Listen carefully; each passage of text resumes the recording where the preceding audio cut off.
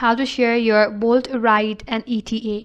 Hi everyone, this is Kate here and welcome back to the channel, and on today's video we will learn how we can share your Bolt ride and ETA if you want to keep your loved ones informed while you're on the ride.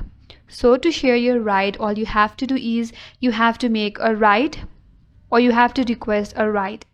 Confirm your order, and once your Bolt ride starts, you will see your driver's information and route on the screen. All you have to do is tap on Share Ride or Share ETA button, which you will find at the bottom or corner of the screen.